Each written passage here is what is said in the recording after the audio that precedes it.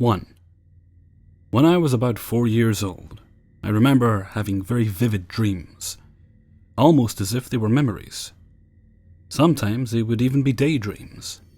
Just random things that I didn't quite understand at the time would pop up in my head, and I wouldn't really think anything of it. Yet I have an excellent memory. I remember explicitly having almost like a blackout daydream of being in a dark, red-lit room, of which I could not make out the details. Almost as if it was fuzzy, like receiving anesthesia. I remember a male voice asking me what I wanted to be this time, and I promptly said, a boy. The daydream ended after this. Another one I managed to have selected my parents. I had a dream that I was in a large room with a large screen, and appeared to be reviewing a feed from a hovering camera. Almost like a drone with a mounted camera. Anyway, I remember seeing my parents at a gas station in my hometown. My mom in the passenger seat, my dad pumping fuel. They were driving my dad's old truck, a vehicle he got rid of a few months after I was born. I remember thinking or saying, them, and that was it. I had these experiences as a young child. I couldn't even spell matrix, much less know anything about conspiracy theories. At the time, I didn't really think anything of it, just shrugged it off and went about my day doing whatever. I'm not a dead believer that this was truly a glitch, and not just some odd and vivid dreams, because it was probably a product of my imagination running wild when I was young, and resulting it to flow into my dreams. But it was just so vivid. The most vivid dreams I've ever had. Anyway, I figured I would post this here to share. Update. I've played with tons of different theories regarding this. Theories that reality is not what it seems, that somehow our reality is virtual. Theories of reincarnation. My thoughts on this are kind of difficult to explain, and I still don't have all the answers. And probably never will. But this theory makes the most sense to me so far, and I'm going to do my best to explain. I remember some of the AP psychology I took my junior year. My teacher compared the human brain to a computer. The human brain can hold enough data to remember every second of your life, while in consciousness. And all of it is stored in different areas of your brain, scattered around. However, most of this information is tucked away because your brain sorts through what is useful and what is not. The more useful, the easier remembered this information is. The more irrelevant, the harder it is to bring to conscious thought. Now, the older you get, the harder it is to remember things naturally. This is not because of a state of decay as you near the end of your life, or loss of brain cells. This is due to a lot of storage being used up in your brain, similar to a computer that has its storage capacity nearing its limit. The computer runs slower because there is a lot of information stored on it, and it has to sort through it all to find what you're looking for. I compared the human brain to a computer. Now, I'm going to compare the soul to a flash drive. The soul, if reincarnation is in fact true, remembers its past lives, lessons learned, hardships faced, fears, joys, etc. But when the soul flash drive is put into a brand new body, brand new computer, it transfers the most helpful information to that new brain. This would explain things such as phobias or early maturity, as well as why only children have experienced, such as mine, within my knowledge.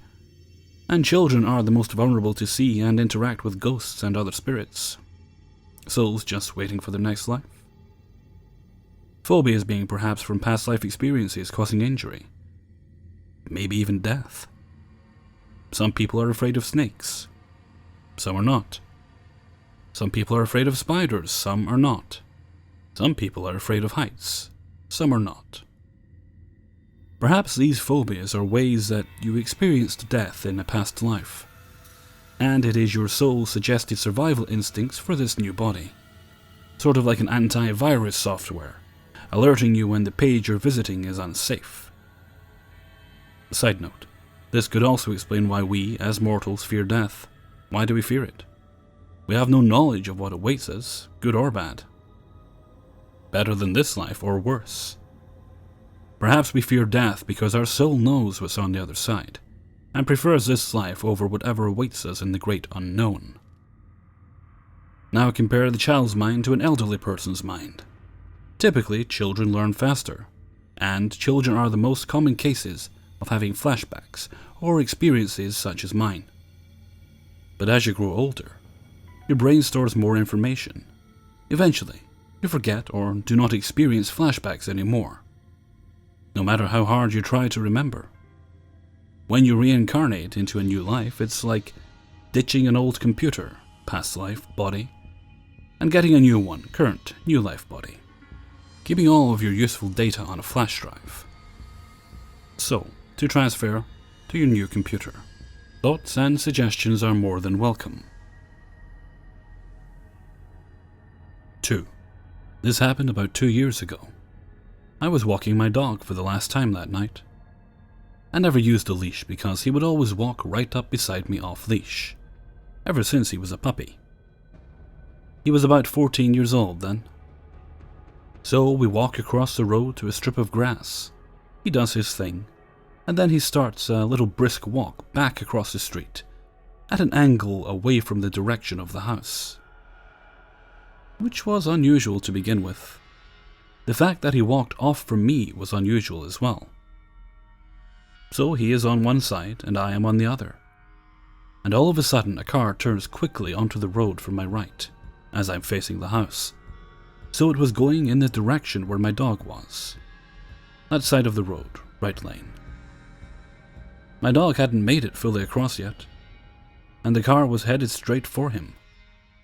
I said a quick prayer in my head and feared I'd see my dog pummeled by a car right in front of me, and said in my head how there's no way I could handle seeing that. I felt helpless. If I called for him, he would have a higher chance of being hit. If I ran for him, I would be hit. The car comes and I see the headlights right behind my dog, and it drives straight over him. My dog was in the center of the car's bumper. As it passes, I look, and my dog is just finishing his walk across the street, and looks back at me. It was like the car was never there. He didn't appear frightened or anything. There was nowhere for him to hide. There was a curb, but he hadn't made it across when that car came. He was too tall and old to have been able to manage to fit under the car. The car was like a 90s model Toyota with the 13-inch wheels. I don't know how this happened, and back then, never even thought of glitches. But whether a glitch or a prayer answered, I'm glad he wasn't killed right in front of me. My dog had PTSD symptoms, for real, from a past relationship I was in where there was violence and yelling. So he usually cowered, and his entire body shook whenever there were loud noises, cursing from TV, etc. So for him not to be afraid seemed odd as well. He just walked onto the house as if nothing happened. 3. This happened a few nights ago, and I wrote out an entire post about it the following day. But after reading it back to myself, all I could foresee were the same rationalizations I was making, and figured, what's the point? I wrote it as a journal entry, instead to reflect on later, but put it out of my mind, until just now. I'm here surfing the web, and out of the corner of my eye, I see my cat trotting past the window outside. That's odd because he should be napping under the bed. For some backstory, I've had my cat Fisher since 2005. He was left with my family to look after while his original owners went on vacation. Turned out they had moved and abandoned their cat with us. At the time we were told he was 2 years old, so that makes him approximately 13 now. However, every vet who's ever met him has thought he was younger, and the lab results from his geriatric exam were all healthy. if this is relevant info. So I've had my cat over a decade. We are best friends, and we just finished a 1,700-mile trek to our new home. We're settled in now, so Fisher's night crazies are back to normal. We usually don't mind his thrashing about the house in the middle of the night, but it was a Sunday when this happened, and we needed to be up early. My husband and I agreed to shut the door and leave Fisher free to roam the other rooms. I made sure his bowls were not empty, left all the other rooms opened, and even left the patio curtain open so he could gaze outside, one of his favorite pastimes. We're tucked away in bed, and before I know it, in a dead sleep. Unknown hours later, I'm woken up by the lamp coming on, and my husband yelling, "Damn cat! How'd you get in here?" I turn over to see Fisher sitting on my husband's lap, meowing. I'm groggy, but my cat runs this house, so I say, "Let's go." Which my cat understands to mean he should lead me to whatever he's trying to get. Example, food, door, etc. Fisher leads me to the patio doors. My first instinct is that he wants to go outside, so I firmly tell him no. But before I start walking back to the bedroom, I take a quick scan of the backyard and close the curtains. Maybe he's a guard cat now. I give him a little pet and go back to bed, closing the door behind me again. Nothing out of the ordinary happens the rest of the night. In the morning, my husband complains that he couldn't get any restful sleep after the cat woke him up. He accuses me of leaving the door open, and is certain of it because he saw the cat in the hallway before he shut the door for bed. So I must have been the one to leave it open. My husband has a propensity for stretching the truth and convoluting details to make himself right. So I pick my battles in this marriage and let him think what he wants on this one. Even though I'm more likely to close the door, shut off a light, put something back, than he is. Like I said, I came to this thread that morning after, but convinced myself the cat must have been in our room the whole time and deleted the post. But today, I only let my cat out once while I was making coffee, and lured him back in with wet food.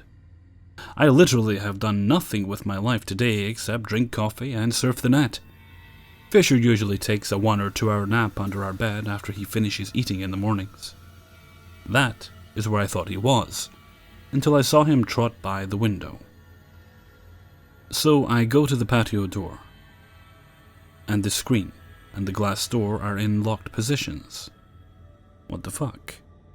Poke my head out and say, "Fisher, come back in." Cat comes in like, whatever. I go check under my bed. Empty. Okay.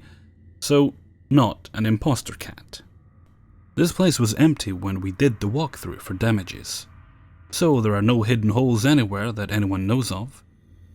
And there would have to be more than one way he's been traveling through walls this week. Are the events connected somehow? What's got him so interested in the backyard? 4. When I wake up, the first thing I do is get on my computer, and so I did that one morning. I decided I'd check my subscription feed on YouTube, and the first video that showed up was just some mundane storytime type of video. Unfortunately, I don't really remember what it was, or who the author was anymore.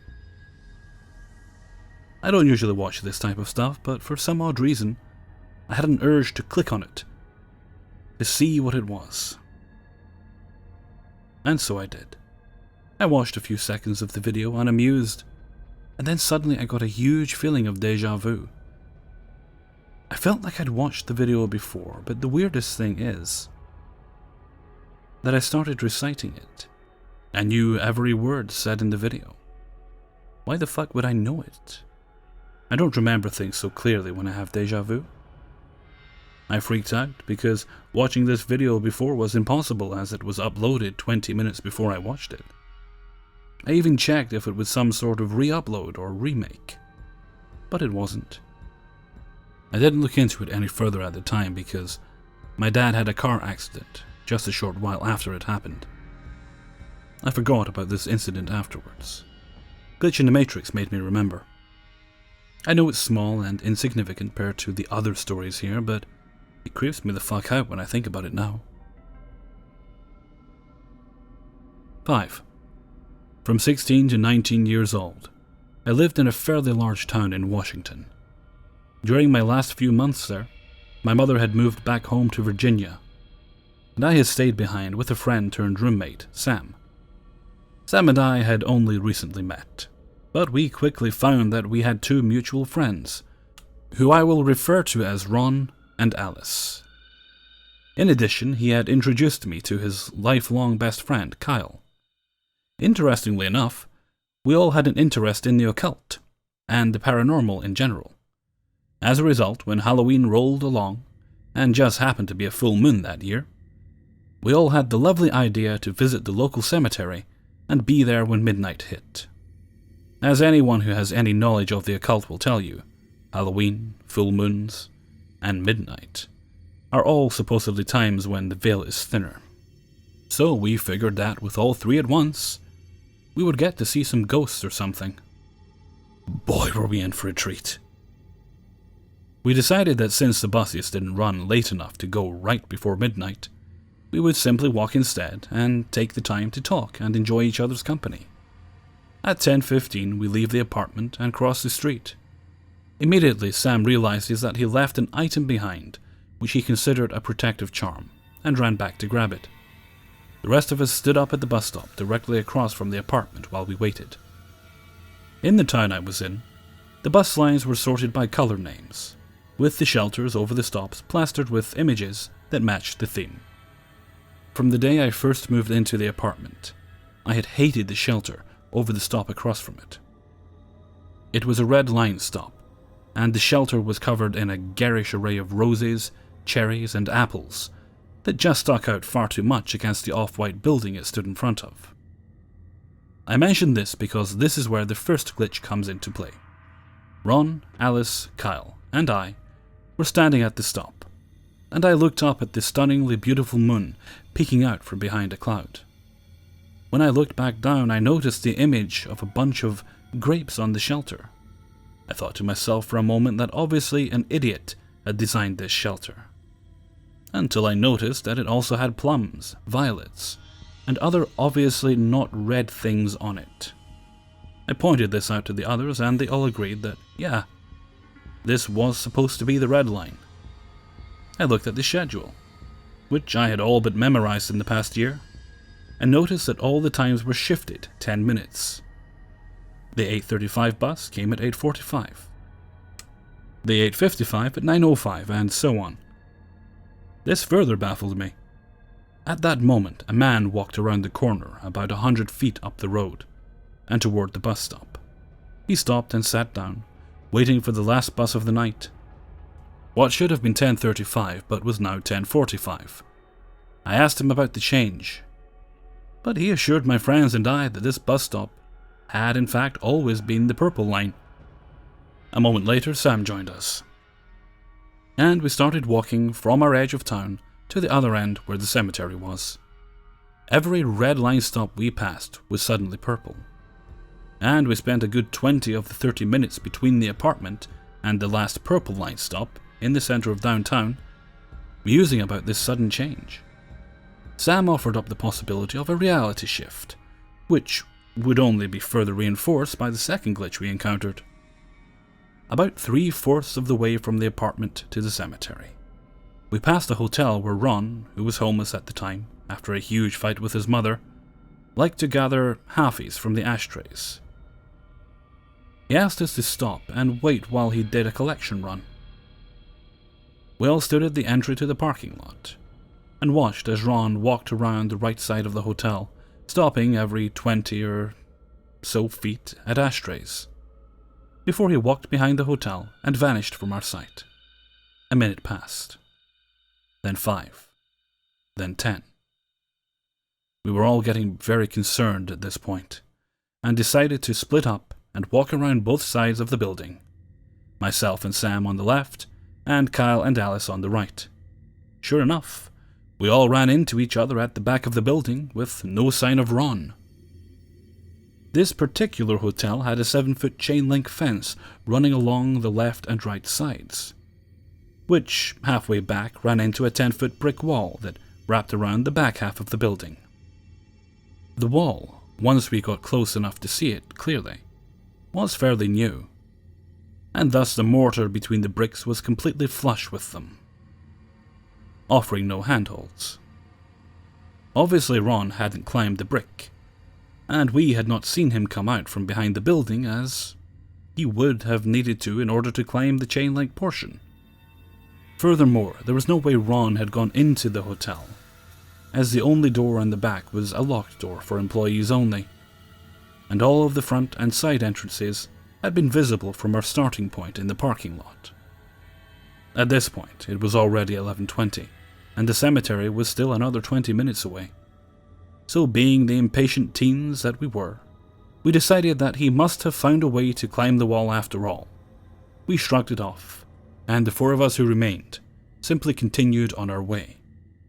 The rest of the walk was uneventful, and the events that transpired in our 30 minutes at the cemetery definitely belong in the paranormal sub, not here. So I'll just cut forward to the last half of the walk home. We noticed the first weird thing immediately after passing through the center of downtown.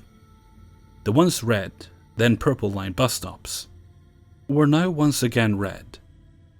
The moment we saw the first one, we all stopped and stared. After Ron vanishing, and the weirdness in the cemetery, we were slightly desensitized, and so our reaction didn't really extend past, well, what the fuck.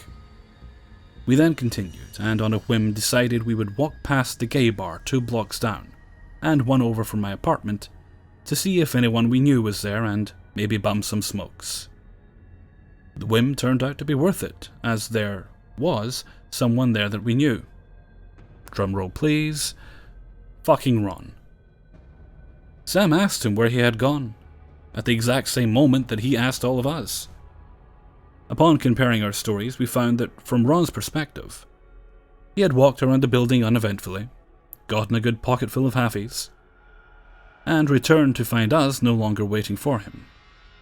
He assumed we had walked off without him, and continued to the cemetery to try and meet us there. He too had some unpleasant paranormal experiences while there, though I assume they blow ours out of the water, as to this day he still refuses to tell any details after he got past the cemetery's fence. So now that we are all reunited and the night was getting rather late, we made the short trek from the gay bar back to the apartment. And here is where the third glitch comes into play. As we neared the last intersection before my apartment, we saw the same man from earlier turn around the same corner, walking towards the bus stop. This time he did not sit down there, as the buses were not running this late, but instead continued to walk towards us. When we met in the middle, just past the bus stop, we stopped him and asked about the bus stops. We all expected the answer he gave, and had a good laugh about it once we were out of earshot. The bus line in question had always been red, and he had not only never seen us before, but also had not left his own apartment at all that night, until just a few moments before we saw him. Perhaps all the events of that night were part of the same glitch, or perhaps they were all unrelated, but either way, this was, and remains to this day, the weirdest night of my life. Hey everyone, Hellfreezer here, and thank you very much for listening to my latest Glitch in the Matrix video. Oh, this was a close one. Very close one. An 11th hour type thing. Literally, 11th hour. I got the last story just after 11 PM there, I think it was. So, thanks very much to everyone who allowed me to use their stories. Seriously, thank you so much. Okay, moving on into the rest of the week, what do we have? Well, on Friday we've got paranormal stories. And on Saturday I'm trying like mad to get a TIFU. No promises. Worst case scenario, I could do another 3 True Scary Stories.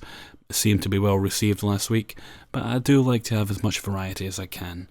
So we'll see what happens. I have looked into doing Uber stories someone suggested, but they're kind of hard to find, it seems. At least they are on the Uber-specific subreddits. So if anyone knows of any other websites I could look around that have stories or anything on them, please do recommend, because I'm always on the lookout to expand my resources. And that's not just for Uber stories, it's for anything at all, really. It just so happens that Reddit is one of the biggest sites for that sort of thing. Okay, and with that, I think I'll leave you for now. So until next time, thank you very much for listening, and take very good care of yourselves.